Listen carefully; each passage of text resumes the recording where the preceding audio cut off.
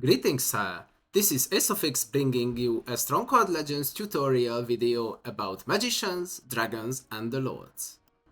In the coming minutes, I'm going to show you everything there is to know about them. Let us begin.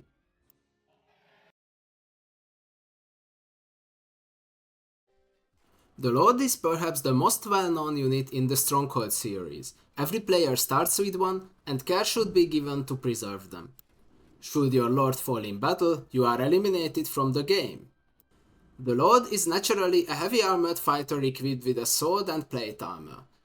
He also starts off with a warhorse, which he can mount on ground level. Climbing a building or wall forces the Lord to dismount, but he can regain his mount upon getting down again. The horse can also be regained after it's lost for some Hana. Beware, there is a short period until the Lord can call for a new horse again.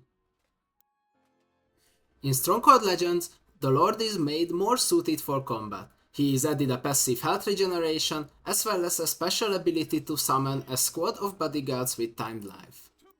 Summons are immediately available in combat, and they emit a glowing particle effect, differentiating them from their regular counterparts. After some time, the summons vanish in a puff of pixie dust. The Lord unit and its ability is tied to the faction. While the computer lords play with a dedicated Lord unit each, their summon abilities follow the faction rule as well. The Ice faction gets Dietrich, who can summon 7 Shield Maidens. These units are literal bodyguards who provide great bulk and are most useful to stall the enemy.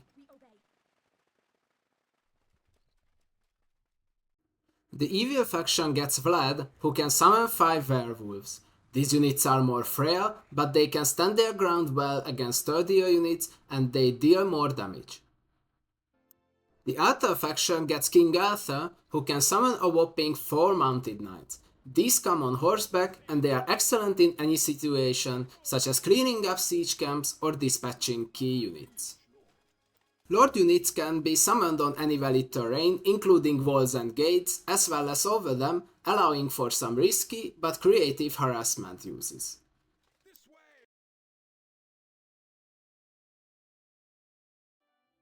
Magicians are a moniker for Merlin, the Ice Queen, and the Sorcerer.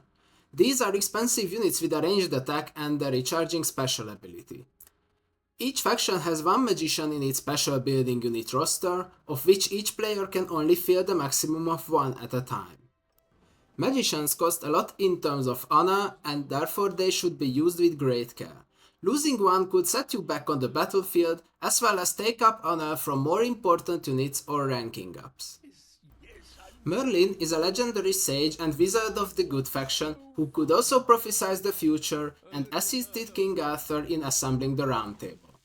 On the battlefield, he can charge his magic staff to hurl explosive lightning at an area. While the auto attack deals relatively low damage to armored units, a few shocks can disperse grouped up light units and siege engines. Merlin can also use an ability called Dragon's Breath, channeling lightning in a location that eventually implodes and causes high damage. Affected units are dealt the same amount of damage. The ability fizzles if Merlin dies before the channeling is complete. The Ice player can field the Ice Queen of Tyrol, whose stone cold and royal demeanor brings freezing chills in the enemy's hearts. Her regular attack sends a frost ray that explodes into an ice blast, freezing enemies caught in it. While the ability deals little damage to units, the frozen units are unable to move or attack, making them sitting ducks for your army to easily kill them. It also destroys siege engines with relative ease. Should the need arise, the Ice Queen can cast a freezing storm in an even bigger area, which instantly freezes enemies. As the cold swell descends, eventually it frostbites affected units and deals enormous damage to them. Component may fizzle abruptly if the Ice Queen is killed prematurely. This ability is way more suited for disabling and hunting for the enemy special units, since they are also unable to do anything for the duration. The Ice Queen in general also brings way more utility into the fight, almost guaranteeing a win if your main armies clash.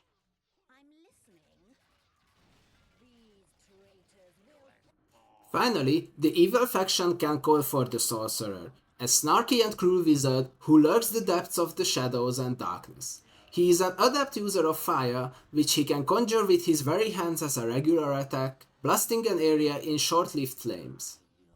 The flames can interestingly travel onto walls and towers as well, roasting troops standing on the flames over time.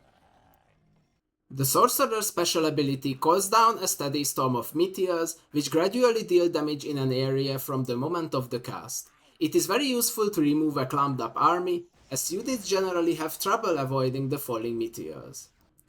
Normally, the sorcerer is used for his special ability, as well as denying the enemy ground. Be wary when having the sorcerer around for a big fight, flames don't discriminate and damage friend and foe alike. You've been warned!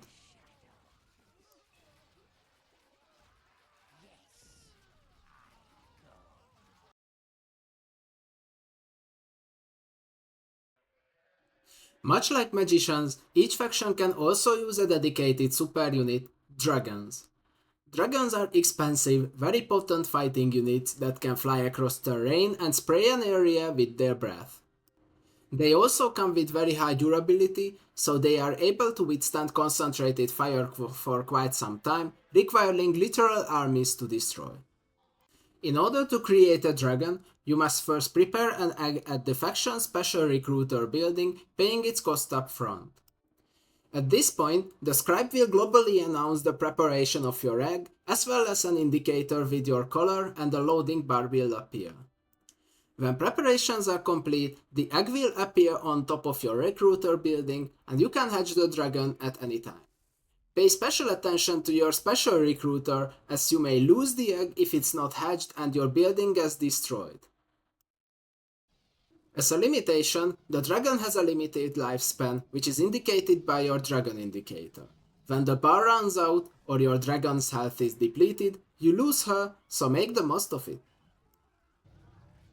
Arthur and the evil faction has very similar dragons as they both breathe fire. Fire is continuously sprayed at an area with a delayed effect, so rapid movement and clicking around can quickly drench a large area in flames. The Arthur faction gets the green dragon, which has higher health than the evil faction's black dragon, as well as a faster attack animation. In return, the black dragon is slightly cheaper to prepare and hatch by 250 gold. The ice dragon is an outlier in terms of functionality. She breathes frost instead of fire, which can freeze troops in its wake. Although frost can't damage buildings, relegating the dragon to a strictly combat unit, her ability far outmatches the other two dragons, as frozen troops are vulnerable to other units as they are unable to move, attack, or cast abilities. If you notice a large group of enemy units and you can't use the Ice Queen to intercept them, have the Ice Dragon fly over to contain the threat. These are the specialist super units of the Stronghold Legends factions. If you can get your hands on them, recruit them for their special abilities and devastating attacks in order to hold your ground in combat. Thanks for watching. Look around for additional resources in the video description. And never forget, the kingdoms of Stronghold are at your service, son.